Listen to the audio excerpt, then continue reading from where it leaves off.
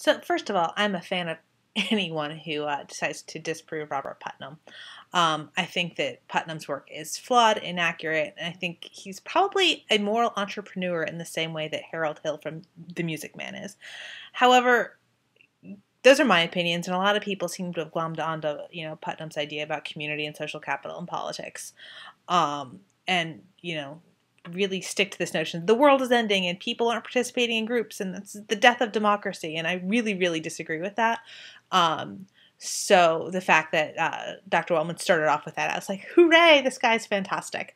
But just kind of going more off of what he was saying, what I was hearing him say, my reactions. I think that people like to divorce kind of things that happen online and offline and assume that what happens in one stays there, kind of like what happens in Vegas stays in Vegas, what you do offline stays offline, doesn't go online. I really, really disagree with this notion that you can have an online life that doesn't affect your offline life and vice versa. You have one life and your actions in one space do impact another. It really surprises me when people tweet or post things online that they wouldn't say offline. Like Dr. Wellman said, there is an inherent link between your online and offline interactions. He was basically talking about people interacting online with people that you know, but I think you can draw kind of a broader context there. What you do online has real life, real time consequences. I remember reading an article, I believe it was in Jezebel, after the election last November, where there's a disgusting number of teenagers who are tweeting very, very racist things about the president and so on. Just really horrible racist thing. And I think it was Jezebel, essentially exposed them and then contacted their schools if their schools had some sort of code of ethics or code of honor, prohibiting such things and prohibiting posting such things. And there were a lot of people who were like, whoa, that's really bad. You're invading these kids' privacy. But these kids were posting things in a public forum.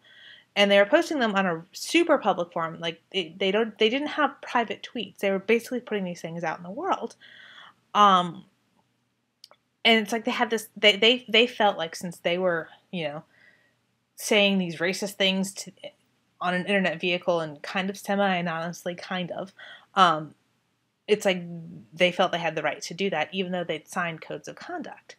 I think this kind of demonstrates both that people have this idea that their actions online have no real life consequences, but I also think this kind of demonstrates the idea of multiple communities that people move in and out of pretty well. These kids thought they were speaking to a specific audience. They were speaking to their followers, forgetting that when you tweet, it goes into this big thing of the world, the Twitter base or whatever, Twitterverse, and anyone can see it.